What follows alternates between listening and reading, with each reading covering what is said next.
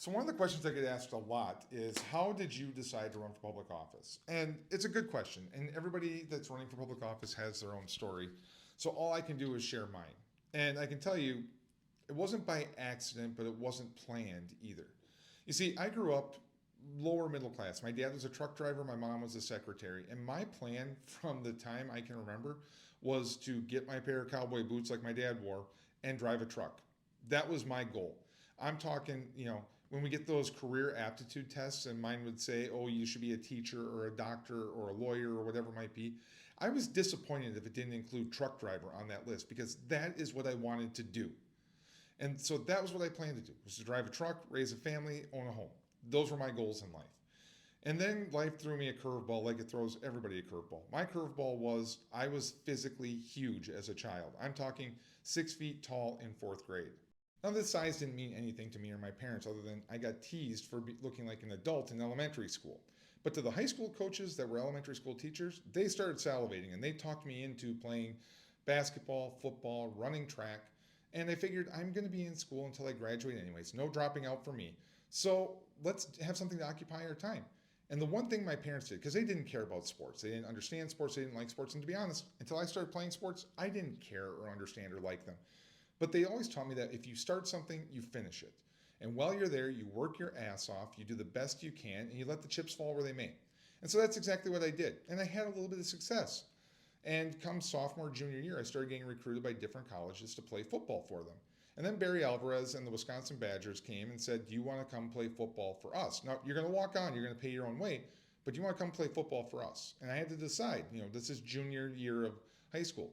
Do I want to delay adulthood for 4 or 5 years, still plan to drive a truck, so it's either drive a truck in 2 years or drive a truck in 6 years, and do I want to maybe go to the Wisconsin Badgers, maybe make the NFL, maybe I'll be good enough, and if that's the case, be a millionaire truck driver.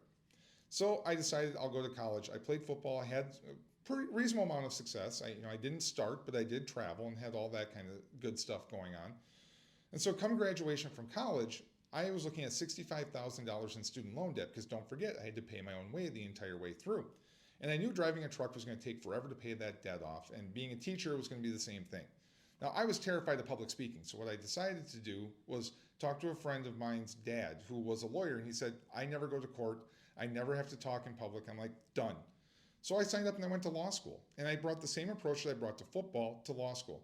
I was the first one in the building, I worked my ass off, I went to class, almost never missed a class, and then I worked again until they closed the library, and then I'd go home, go to bed, and start it all over again.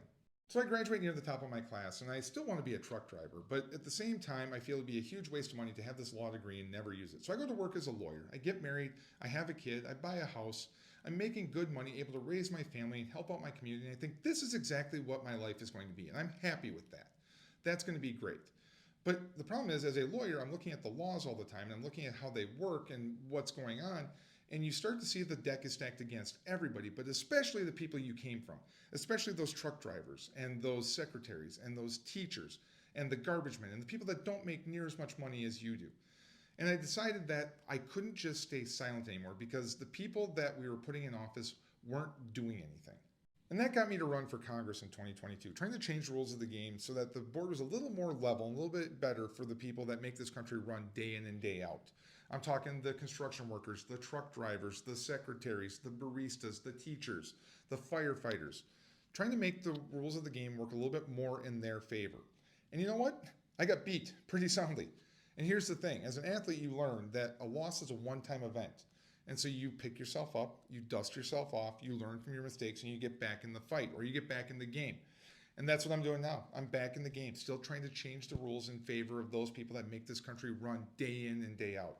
And I hope you'll join me on this journey.